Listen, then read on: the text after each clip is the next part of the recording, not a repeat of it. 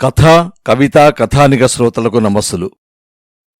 ఈరోజు మనం శ్రీ పక్కి శివప్రసాదరావు గారు రచించిన తెలుగు పలుకు అనే కథను విందాం.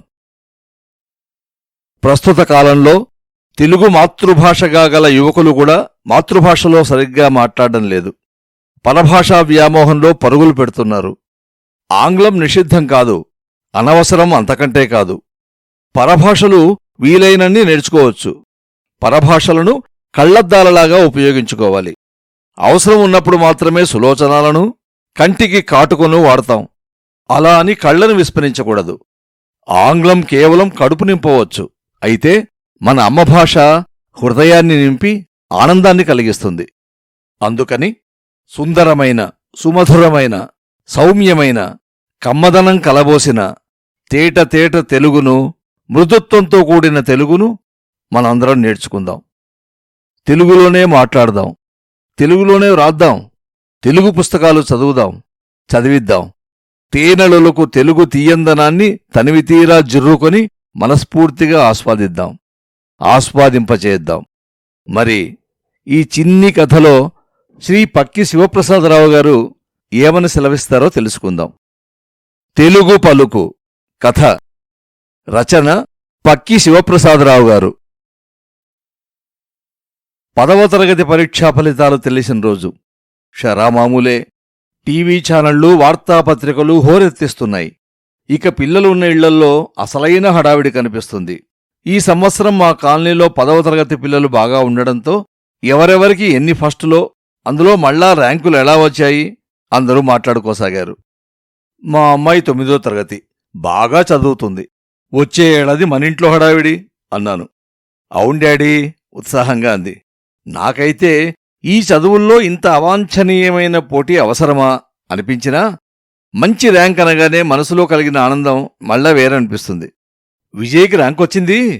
మా ఎదురు ఫ్లాట్లోని బ్యాంకు వాళ్ళ అబ్బాయి బాగా చదువుతాడు. రిజల్ట్ ఇంకా రాలేదు. అదేంటి, విజయ్ సెంట్రల్ సిలబస్ ఇంకో 4 రోజులు గడిస్తే గాని రావట అంది. విజయ్కే మంచి ర్యాంక్ వచ్చి తీరుతుంది చెప్పింది మావిడ. విజయ్ నాన్నగారు బ్యాంక్ ఆఫీసర్. పిల్లల చదువు విషయంలో చక్కని ప్రణాళికతో ఉంటాడని, ఆ ప్రకారం అతని శ్రీమతి అంతా చూసుకుంటుందని మా ఆవిడ చెప్తూ ఉండేది. పెద్దవాడు విజయ్, రెండోవాడు అజయ్. ఇద్దరికీ 2 ఏళ్లు తేడా. ల్యాండ్లైన్ ఫోన్ తప్ప సెల్ ఫోన్ లేని ఇల్లు అది. వాళ్ళింట్లో సాయంకాలం 6 గంటల తర్వాత టీవీ వేసే ప్రసక్తే లేదు. సాయంకాలం పిల్లలు స్కూల్ నుండి వచ్చాక కనీసం ఓ అరగంటైనా ఆడుకుంటారు.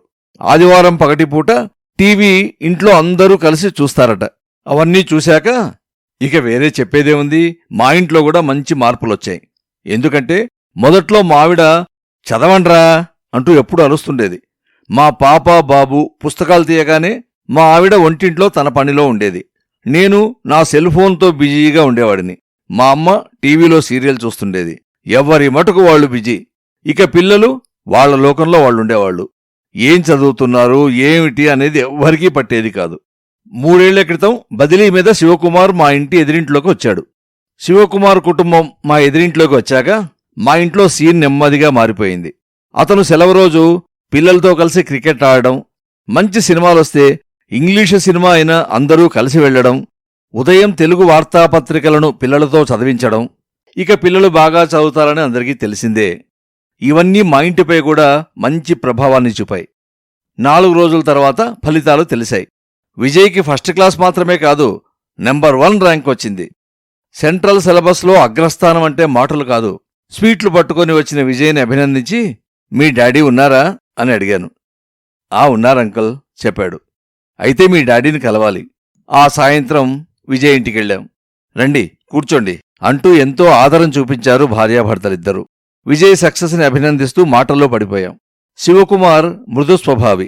తక్కువగా మాట్లాడడం అతనికి అలవాటు అనుకుంటాను. బ్యాంకు ఉద్యోగులందరిలాగానే నీటుగా ఉంటాడు. ఎప్పుడూ టక్లో కనిపించే అతను ఇంట్లో ఉన్నప్పుడు చాలా సాదాగా టీషర్టు లుంగీలో కనిపిస్తాడు. టీపాయ్ మీద పుస్తకాలు అతని అభిరుచిని తెలియజేస్తున్నాయి. హాల్లోని వస్తువుల అమరిక ఇంటి ఇల్లాలుగా ఆమె శ్రద్ధను చెప్పకనే చెబుతున్నాయి. ఇప్పటి పిల్లలు అందరూ బాగా చదువుతారని, అందులో పెద్ద విశేషమేమీ లేదని, ర్యాంకు పద్ధతిపై తనకు పెద్ద సదభిప్రాయం లేదని అతను చెప్పినప్పుడు నేను ఆశ్చర్యపోయాను. ఎంతో కృషి చేయకుండా ర్యాంక్ ఎలా వస్తుంది? అని మా ఆవిడ అభినందనపూర్వకంగా అన్నప్పుడు, నిజమేననుకోండి, దేవుడి అనుగ్రహం కూడా అంటూ మా చేతికి కాఫీ కప్పులు అందిస్తూ శివకుమార్ పక్కన కూర్చున్నారు అతని శ్రీమతి. అప్పుడు శివకుమార్ నెమ్మదిగా చెప్పసాగాడు. క్లాసులో జరిగే హోప్ టెస్టుల్లో మా విజయ్తో పాటు చాలామందికి 100కి 100 మార్కులు వస్తుండేవి. ముఖ్యంగా లెక్కలు, సైన్సు, సోషల్లో అయితే అందరికీ ఒకేలా వచ్చేవి. కానీ ఫస్ట్ ర్యాంక్ మాత్రం ఎవరికో ఒకరికొచ్చేది. ఒకే ఒక్క మార్కులో విజయ్ మిస్ అయిన సందర్భాలు నాకు తెలుసు. నేను మాత్రం ఒకటే చెప్పేవాణ్ణి, ర్యాంకు గురించి వర్రీ కావద్దని. కానీ కొంచెం చిన్నబోయినట్లు కనిపించే మా విజయ్ని చూసి వాడి ఫస్ట్ ర్యాంకు సరదా తీర్చాలని నేను సలహా ఇచ్చాను. అది క్లిక్ అయింది. నాకు మా ఆవిడకు అదేమిటో తెలుసుకోవాలనే కుతూహలం, ఆతృత పెరిగాయి. మా వాడి సెకండ్ లాంగ్వేజ్ తెలుగు చెప్పారు కుమార్. తెలుగా? ఆశ్చర్యంతో నోరు వెళ్లబెట్టాను. అందరూ హిందీ తీసుకుంటారుగా అడిగాను. మావాడి టాప్ ర్యాంక్కి కారణం తెలుగే. అసలు తెలుగులో మంచి మార్కులు రావడమే కష్టం కదా. మా పాపకు సరిగ్గా చదవడమే రాదు. ఇక రాస్తే అన్నీ తప్పులే చెప్పుకొచ్చింది మావిడ. అందుకే హిందీ తీసుకున్నాం అన్నాను నేను. నాకు తెలుగంటే ఎంతో చెప్పలేనంత ఇష్టం. అది అమ్మ భాష, అమృతంలా ఉంటుంది. అందుకే చిన్నప్పటి నుండి పిల్లలకు ఇంగ్లీష్ కాన్వెంటులో చదివించినా రోజూ తెలుగు పద్యాలు, శ్లోకాలు నేర్పించడం మాత్రం మానలేదు. వాళ్ళిద్దరికీ క్రికెట్ అంటే ఇష్టం. ఆ వివరాలు తెలుగు వార్తాపత్రికలలో మాత్రమే చదివేలా చేశాను. ఫలితం చక్కని తెలుగు మాట్లాడడం, రాయడం చిన్నప్పటి నుండి అలవాటయింది అతను చెప్తున్నాడు. తాతగారికి, అమ్మమ్మకు మా పిల్లలు తెలుగులో ఉత్తరాలు రాస్తారు చెప్పారావిడ. అవును, మీ పిల్లలు మిమ్మల్ని అమ్మా, నాన్న అని పిలవడం నేనెప్పుడో గమనించాను. నిజంగా తెలుగు మీద ఇంత మమకారం ఉండడం చెప్పుకోదగిన సంగతి అంది మావిడ. పరీక్షల ముందు ఆ తెలుగు సబ్జెక్టుని కూడా ప్రత్యేకించి బాగా చదివేలా చేశాను. సాధారణంగా లాంగ్వేజ్ పేపర్లో 70-80% వరకు వస్తాయి. కానీ తెలుగులో 100కి 99 మార్కులొచ్చాయి చెప్పాడు కుమార్. ఆశ్చర్యంతో నా కళ్ళు పెద్దవి చేసి వింటున్నాను. లాంగ్వేజ్లో అన్ని మార్కులు రావడం, అదీ తెలుగులో రావడం మా విజయ్ని అగ్రస్థానంలో నిలిపింది. ఎప్పుడో మా తోడల్లుడి ఇంటికి వెళ్ళినప్పుడు అతని పిల్లలు ఇంగ్లీష్లో చాలా స్పీడ్గా మాట్లాడుతూ తెలుగు తమకు రాదని, కనీసం మాటలు కూడా అర్థం కావని గొప్పగా చెప్పడం, అది వింటూ గర్వంగా చూసిన ఆ తల్లిదండ్రుల చూపు నాకిప్పుడు గుర్తు వస్తుంది. ఆ చూపుకి ఈ చూపుకి ఎంత తేడా. నేను మావిడ దిగ్భ్రాంతిగా చూస్తుంటే శివకుమార్ గొంతు నెమ్మదిగా స్పష్టంగా పలుకుతోంది. తేనెలొలికే తెలుగు పలుకు తరతరాలుగా ఆ తీయదనాన్ని నిలుపుకుంటూ నిలవాలంటే కనీసం మన పిల్లలు 10వ తరగతి వరకైనా తెలుగులో చదివితే చాలదు? అమ్మ భాష అమృతంలా శాశ్వతంగా మనకు మిగలదు? విన్నారు గదా.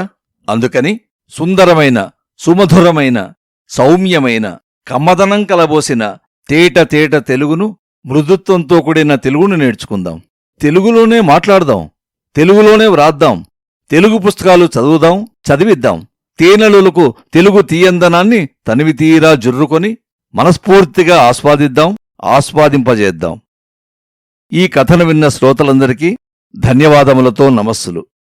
పఠనం మీ అంబాళం పార్థసారథి.